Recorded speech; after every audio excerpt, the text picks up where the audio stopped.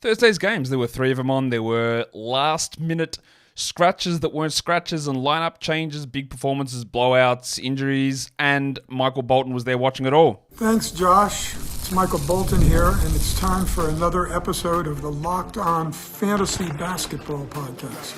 Let's get to it. Let's get to it, indeed.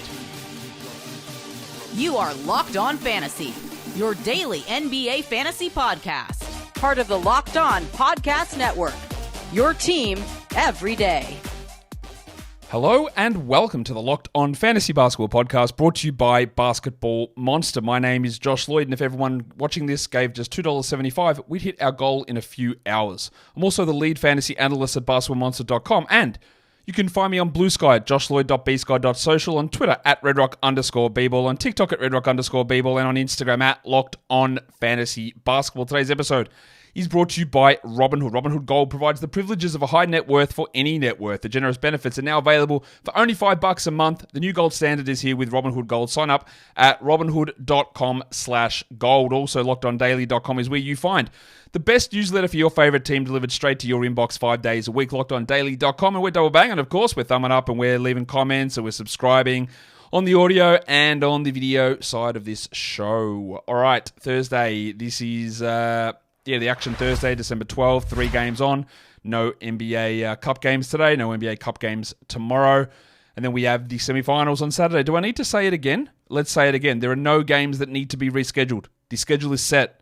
The games on Saturday are NBA Cup games, and they will count. The Saturday games will count. The semifinals on Saturday will count. The NBA Cup final on Tuesday will not count. No more games need to be rescheduled. Nothing needs to be changed. This is where we're at. A programming note. I am heading away for a wedding interstate, so you will have a Week 9 preview show that's pre-recorded already. It's coming out tomorrow. I don't think we're going to have I thought I might be able to get it in, but the flights are earlier than I thought they were. So I don't know that we'll get a preview in for Saturday's games or Sundays, but I'll do my very best. Just can't promise that. Of course, all the updated projections will be available over at Basketball Monster, but not sure if I'll get that show in, so I do apologize for that in advance. Let's cover off a little bit of news here before we get into the games. There was quite a bit of updates that we need to get to in Portland because all of their centers, apart from Dwop Reith, who's doubtful, but the others are all questionable. DeAndre Ayton, the snowman, he's got an illness now. Wow, okay, cool. He's ill. Robert Williams III is questionable in his return from a concussion, and Donovan Clingan is questionable in his return from an MCL. So I think we might get absolutely zero clarification about what's going to happen there. I can really see it happening that Williams and Clingan both play and Ayton sits. We are in a situation where we'd love to know what would happen with all 3 centers. The chances of all 3 questionable status centers playing in this game is so low that we're not going to get any real information. So if you want to stream in Rob Williams or if you want to stream in Don Clingan, go for it. I don't know if they're going to play it. I don't know who else is going to play. It is going to remain a completely confusing situation for at least the game on Friday, which is frustrating for us, obviously. And I do think that this Portland team is going to be frustrating for a very long time. Steph Castle said that his arm was fine, his shoulder was fine, he was doing all the work, and I just put him as a probable tag on the website on Basketball Monster. Said, okay, well, they said there's something there. And now, of course, he's out. So what that means, I have no idea. Who will they start? Will they start Devin Vassell? I would hope so. If they start Devin Vassell, I would think it'd be pretty difficult for them to move him back to the bench, but we will see. They could also just start Julian Champagny at the 2. He's already starting, of course, and push Harrison Barnes down to the 3 and Jeremy Sohan back in the starting lineup. Regardless, with Castle out, you're going to have more Vassell, I'm guessing, but more Sohan almost definitely in that scenario in San Antonio. Zach Collins also out, so if you're looking for a big man stream, the Goldfinger Charlie Bassey is going to get the backup minutes behind Victor Wembanyama. Out of nowhere, a team that is going to annoy us once again, old mates the Utah Jazz. Larry Markkinen is dealing with a lower back injury management problem. Oh yeah, wow, sure, absolutely, no problem. Wow, what a shocking situation that is. Unbelievable. Jordan Clarkson's also questionable again for the 20th millionth game in a row. And you know that I avoided Lowry all draft season in any head-to-head league. because I thought that he would be sitting out games in March.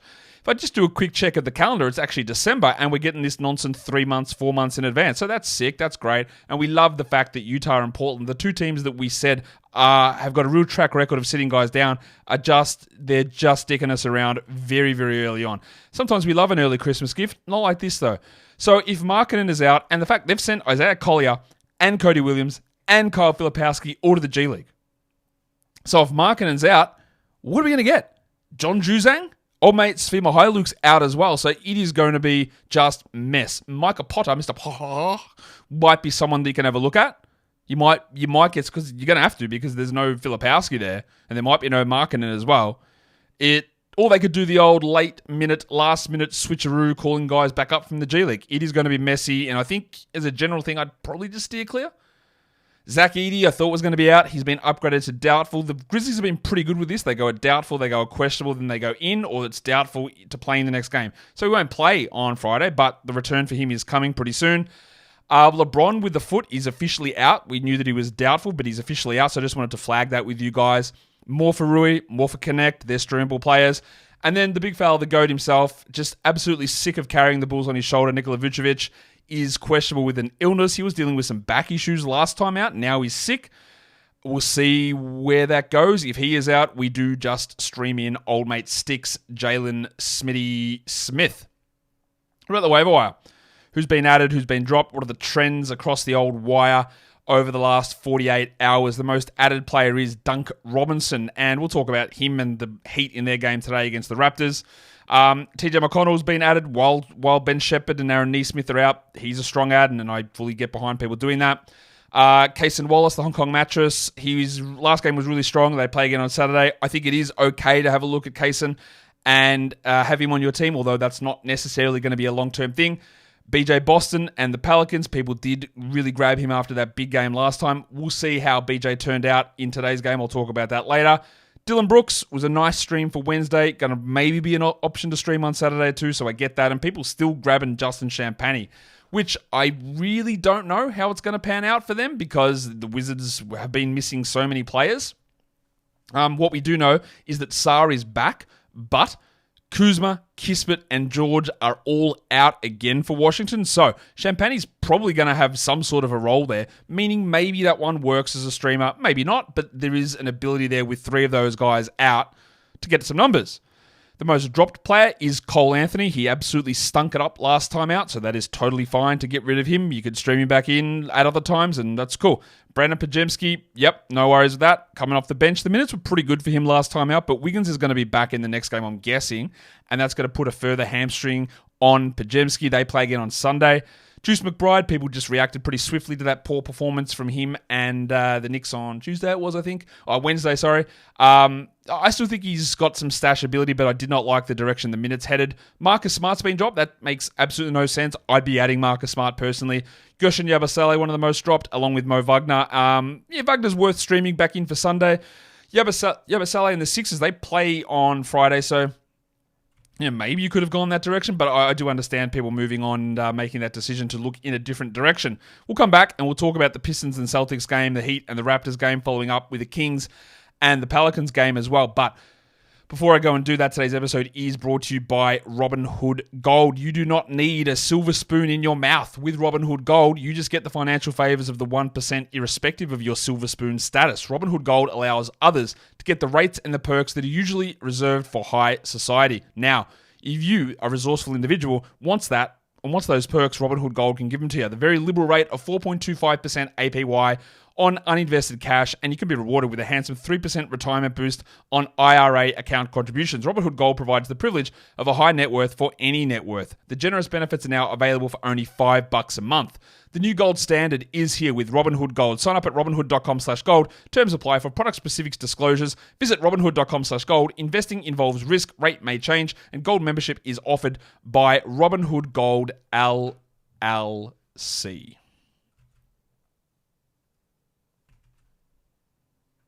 All right, let's look at the games. Let's go to the first one of those games. Detroit and Boston is the first game up. Pretty comfortable victory here for Boston, 123-99, despite being without Jayson Tatum. But we'll start with the Detroit side of things. Jalen Duren was a late scratch. He wasn't even on the injury report yesterday, but he was out with a wrist issue. Isaiah Stewart got the start. And I guess the question you want to ask is, was he good? And the answer is no, he wasn't. Stewart played 28 minutes. He had 2 points. He had 5 rebounds and he blocked a shot. He has been strong at times this season, but it has cooled off in a dramatic way. You can't look, the decision to stream him in today, if you did make that decision, is the correct one. It is absolutely the correct decision to make. Did it pan out? No, it didn't. But you always take that opportunity. Hey, here's a starting center who's actually had 12-team value in 22 minutes. And if he plays 30, it might actually work out for me. It didn't. It was bad. Not a problem. And then you can move on and you can get someone else later on. Cade was really the only Pistons player to keep his head above water. In fact, they only had 3 players score in double digits, and one of them is one that we want to pay a little bit of attention to. But Cade had 18, 8, and 8. Not his best game and didn't take a single free throw. But overall, not bad. Jaden Ivey ended up scoring 10 points, but I'll be honest with you, Jaden Ivey's category league value is not good. He had 10 points, he had 3 rebounds, he had 2 threes, and he shot 21%.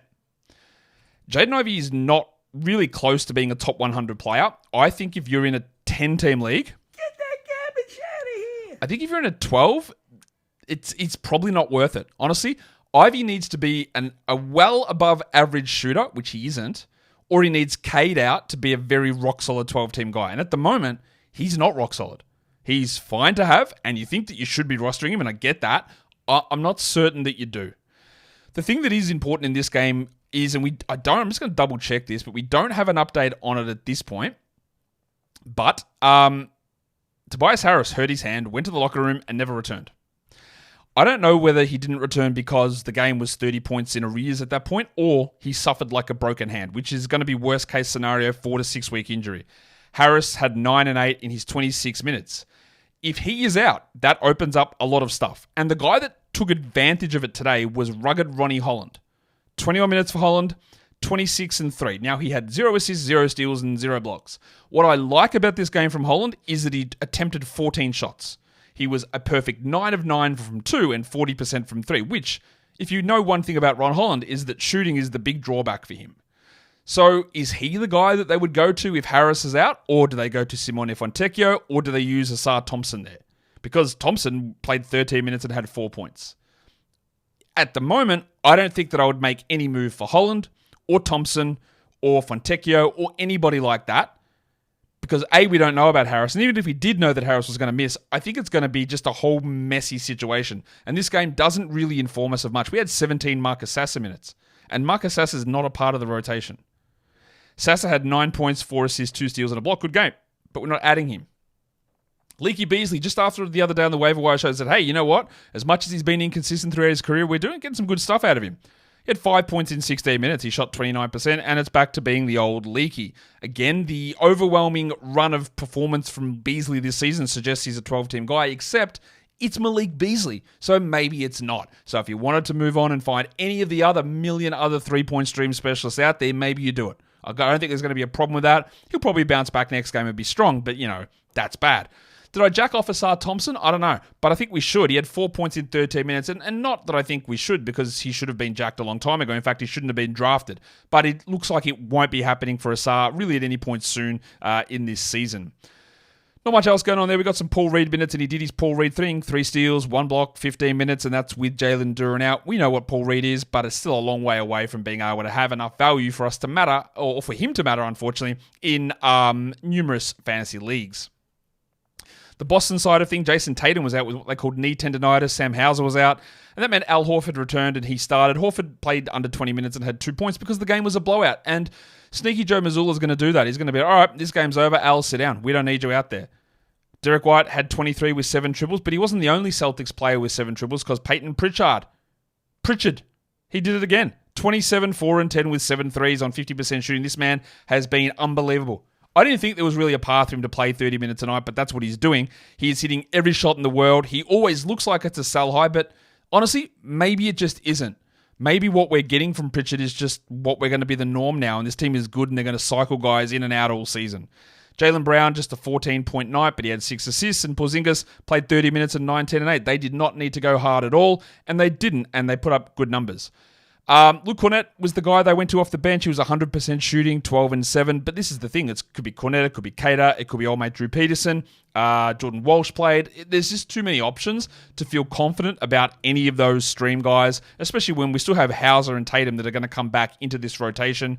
And I was going to say screw everything up, but it's not really screwing things up. It's just, making the team stronger and making it more confusing for us. The Toronto Raptors, it was a weird situation in this game. There was no Scotty Barnes, and I was very adamant that Scotty Barnes has been playing point guard because I was correct. He has been playing point guard, so I didn't think that they would use a power forward to replace Scotty Barnes in the lineup. But they did. So John Mobo started, and there were people who said, hey, I think Mobo is going to be the guy to add, and I was very much against that. I said, I don't think that's going to be the case because I think Barnes is playing point guard again, which he was. But they didn't do that. They went with Barnes at point guard, and that honestly surprised me, and I was wrong about it. What we need to look at, though, is how much sense does it make to have used him or rostered him? And we'll talk about that in a sec. Because the other thing that happened is that they announced the starting lineup. They had Mobo starting, Pirtle at center, no worries. And then I got a little bit of a notification and said, hey, Pirtle's not going to play here. And I went, all right, that's interesting. So I tweeted out, said, Bruno Fernando's... I actually didn't say Fernando starting. I put that on Basketball Monster. But I said, Pirtle might be a late scratch here. And then he was ruled... one of the beat reporters said doubtful. One of the beat reporters said out. So I thought he was out. And Bruno Fernando started, and then 2 minutes into the game, there goes Jakob Poeltl checking in, and Bruno Fernando never saw the court again. Poeltl was dealing with back spasms pre-game, and apparently they just got better, and he was able to play. Poeltl played 27 minutes, he had 16-4 with 2 steals and a block. In a game they lost 114-104. So, that's a frustrating scenario, and Fernando had 2 points in his 2 minutes. What is very interesting to watch is that there was no Scotty Barnes, Poeltl dealt with back spasms, and Olynyk played 12 minutes and went scoreless. Missed all 6 of his shots. He did have 2 steals. We know that if Olynyk gets 22 minutes, he's going to absolutely cook for 12-team leagues. But at the moment, we're not there. I don't think we roster him. Mobo got 30 minutes. Now, is Mobo's 4-10-4 with no defensive stats and no threes on 40% shooting and only 5 shots? Is that someone I'd want to take a crack at in 12-team leagues? Not really. Not really, but the 30 minutes is intriguing. How did it work having RJ Barrett basically in grade A Dick run as a point guard? Well, Barrett got 10 assists, didn't shoot very well. I think that's a really poor alignment that the Darko went with in this game, and I don't think it's going to last all the way through. But 30 minutes from Mobo is 30 minutes. So if you wanted to take a flyer and try something out, have a look at it. Barrett had 13 points, and that's bad. It's 28% shooting, but he did have 11 rebounds and 10 assists, and then completely pulled from the darkest recesses of his rectum, he had 3 blocks, and do not expect that ever again. What else happened here? Davion Mitchell had a pretty good game from a Davion Mitchell perspective, 12, 2, and 6, but he only played 21 minutes. I do think that we will see those minutes push back up, and it won't be 30 minutes of Mobo, but I don't know. It's a confusing scenario. We didn't get much good out of Jacoby Walter. He had 9 points in 26 minutes. 2 threes is fine. A steal and a block is all right. To me, that's still just a deeper league guy. Well, Abaji got the minutes back up, and he was solid enough, but he does require so many things, I believe, to go his way to be a rock-solid 12-team league guy, and I don't think he's rock-soliding. Speaking of rock-solid, Dick had 22 points in 31 minutes. This is the Dick scenario, right? This is where we get full Dick, because he had 22 points, which is great. He shot 19 times. When you look at the totality of what Dick offers, there's no steals, there's no blocks, there's 4 rebounds, there's 2 assists. That's it. He needs no Barnes and no Quickly to be fantasy relevant for 12 teams. And it wasn't a good shooting night here for Dick at all. So just understand that for now, absolutely we're rostering Dick. We have him for sure. But nothing here that has been shown in any of the games that Dick has had big ones that it suggests to us that he's able to maintain 12-team value rest of season.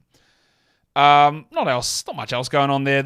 I guess the thing is that it's disappointing from Olynyk. Mobo got the minutes. Mitchell was better in limited minutes, and I can see that stuff sort of changing around in the next one. But again, it's probably going to be one of those scenarios where it's just going to be a frustrating spot all the way through. The Miami Heat run out their same lineup again, and they win it 114-104, and Tyler Herro continues to shoot. It's actually unbelievable stuff. 69% shooting from Herro. He had 23, 4, and 4 with no defensive stats. He only took 1 free throw. 83 from 2. He's going to cool off at some point, even though he's taken big steps to improve. His shot selection has changed. I think that he's turned into a much better 2-point finisher, but a lot of what he's doing still is going to come down 4 or 5 percentage points. So there is a sell high window still there, I believe. Jim Butler had 11, 5, and 4 in 29 minutes. Shot poorly from the field, shot poorly from the line. Is Jimmy Butler washed? Is he washed? I don't know. He hasn't been good really at all this season. Now there's the trade stuff that he's denying, and Shams is like, honestly, I don't believe Bernie Lee at all on this scenario. I actually believe Shams in this situation, and we'll see where we end up with Butler. But like, I think it's going to be annoying. What was interesting though, and this is where again we cannot trust an Erik Spoelstra rotation, because remember I said we were getting some consistency out of Haywood Highsmith, but just wait, there's going to be something. Well, Haywood Highsmith had 9 points in 19 minutes, and then out of nowhere, Little Chungus broke through the barrier and had 14 points in 24 minutes. He'd been 0 minutes in. He hadn't been playing. So, again, just the confusion reigns. But what we did get was big Drew Smith minutes. I mean, sure. 34 minutes for Smitty, 11, 3, and 3. That's just a deeper league thing. But what that meant is that Duncan Robinson, who had been playing well, did not. 8 points in 18 minutes for him, and Rozier only the 25 minutes. So I don't think we're rostering Robinson. I don't think we're rostering Rozier. We're definitely not rostering Jaime Jaquez Jr., who had 6 points in 16 minutes. And I don't believe that like stashing some of these guys waiting for a Butler trade is good process at all. I don't believe it is, and I don't believe you should do it. You can, but I don't believe that's a good move. So overall, the Heat win basically because Bam and Herro were great, and then just random bits and pieces of different players were able to step up and do little things. And in terms of the predictability of it, well, it's not there. We're going to come back and talk about the Pelicans and the Kings. But before I do that, today's episode is brought to you by FanDuel Sportsbook. Get ready to tackle all of the NFL action with FanDuel, America's #1 sportsbook. Because right now, if you place a $5 bet and you win that $5 bet, your first one, you will get $150 in bonus bets into your account. So when you're sitting there with the fellas watching the NFL games and one of you has a hunch and you say, shut up, I'm watching the game. He goes, don't worry, mate. I've got a live hunch for this game. Let's open up the FanDuel app. And you go, but I don't want to do that. What if I want to check the live stats? I'm going to open my phone as well. I'm going to hold them up together, touching phones. You go, nah, don't worry about that either. Because on the FanDuel app, everything is there. You open it up. The live bets are there. The live stats are there. The live play-by-play is there. And you go, you know what, Jimmy? That's actually a really good point. Thank you for bringing that to my attention, because now when I want to place live bets on the NFL, I know that it's all in one spot with FanDuel. So go to FanDuel.com, sign up right now, and place your first $5 bet and win your first $5 bet and get $150 in bonus bets guaranteed. Go to FanDuel.com, never waste a hunch, and make every moment more. And don't forget to gamble responsibly. All right, let's do the final game of the day. The Sacramento Kings pull it out in the end, 111-109 against the New Orleans Pelicans. No change to the Kings lineup, but what we got was a huge performance from Domantas Sabonis. 32 points, 20 rebounds on my little box score here, but the one that I'm reading at Basketball Monster, sometimes there's stat differences between the two, but ESPN's one had 21 for the rebounds. Whatever, that'll get corrected at some point. A huge game, though. DeRozan was quiet early and then cooked in the third quarter. He had 29 points with 4 steals for DeMar. You don't get that, like, ever. And he was 10 of 11 from the line.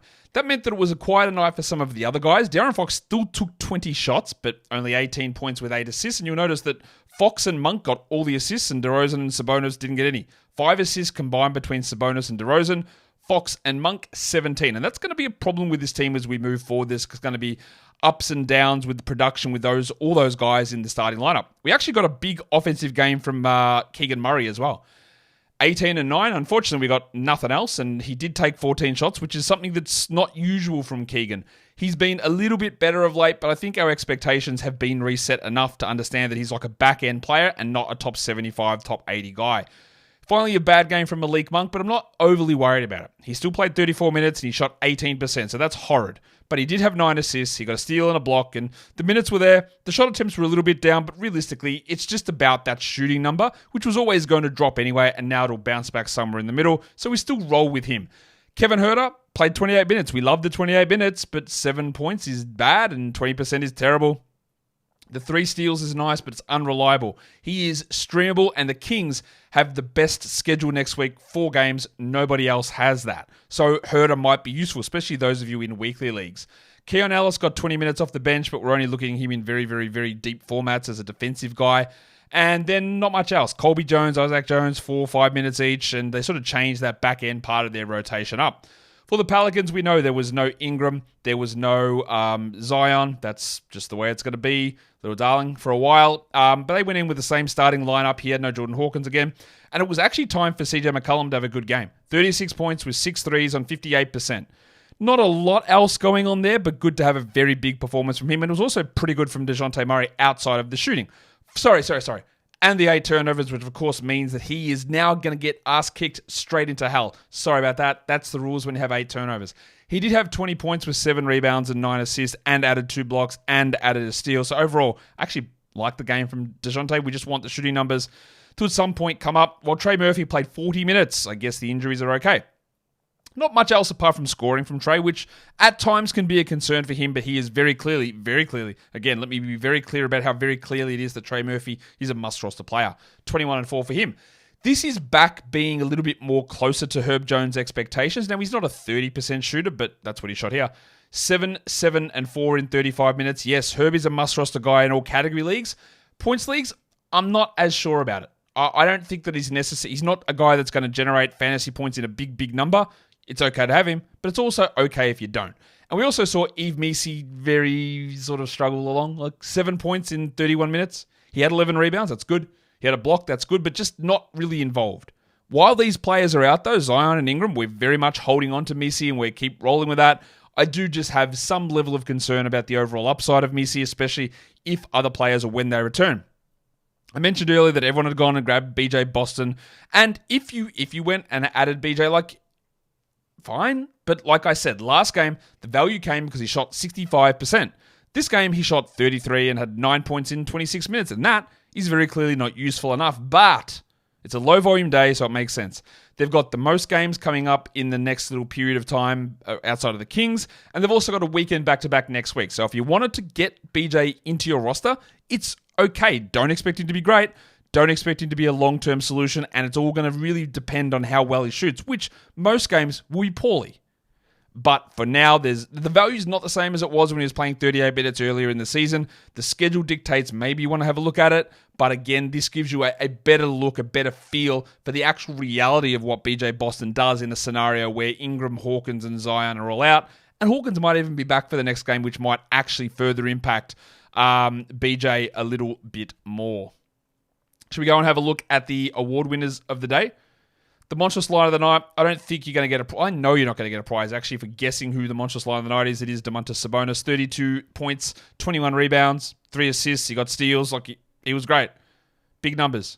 The waiver wire line of the night is actually the same bloke that's going to nab the young gun of the night, and it is rugged Ronald Holland II. 26 points on 79% shooting. This shooting, of course, is completely fake, but there might be an opportunity if we get more information, and we don't at this point, about Tobias Harris in his hand, but it could be Asar, it could be Fontecchio. I wouldn't be rushing to grab Ron Holland in this scenario outside of maybe just an emergency stream. While your dud of the night, we're going to take a look at the big fella himself, Malik Beasley. Of course it is. He had to get one of them. 5 points, 4 rebounds, and 3 assists for Leaky, who had been good and then was not. Let's take a look at the top 6 guys across those various different fantasy areas. And we'll start by taking a look at the top 6 category league players for the day. Of course, at number 1, we've already mentioned it. It's Domantas Sabonis, followed by Rowan Barrett Jr., Derek White, DeJounte Murray, DeMar DeRozan, and Payton Pritchard. Your top 6 waiver wire guys, number 1 is Ron Holland, and then it's Marcus Sasser. That's all blowout related, as is the 5th guy on that list, Paul Reed. Yves Missi's there because he does fall below the categorization that I use, and he probably should be on a roster. Nikola Jovic is next. That sort of popped out of nowhere. I wouldn't worry about him too much. And then Davion Mitchell. I'm sort of on the fence with it. I thought he outperformed what Mobo did, and it makes more sense to have Mitchell in there. But I'm definitely not rushing to add Davion. He just was solid enough, and that's at least for deeper leagues, there's an opportunity for him. Your top 6 Yahoo Points League producers for the day, it's Sabonis on top, followed by Bam Adebayo, DeMar DeRozan, Payton Pritchard, Rowan Barrett, and DeJounte Murray. And lastly, we go across the ESPN point scoring format. Number 1 is, of course, Domantas Sabonis, followed by Payton Pritchard, DeMar DeRozan, CJ McCollum, Bam Adebayo, and maximum Derek White. And that's it. That is Thursday's recap show done. 8 games tomorrow, Friday in the NBA, back to a little bit of normalcy. And guess what? Do you want to ask a question whether the NBA Cup semifinals games will count for fantasy? Yep, they do. There you go. There's your answer. We have hopefully covered every single person who's tuned in at every point of every show I've done over the last 3 days. And I say this not because I expect you to be listening to every single thing that I say. That's impossible. Who wants to hear that? So I'm just going to repeat it multiple times so that when you chime in and out, you hear it and you don't get surprised. Like, hey, they counted. What happened there? And the game on Tuesday, the final, does not count. So go ahead and hit the old thumb, bang it up, comment, subscribe. Let's get towards 90K. And guys, remember, again, don't be overly hard on yourself. Don't be overly critical for no reason. Nobody's perfect.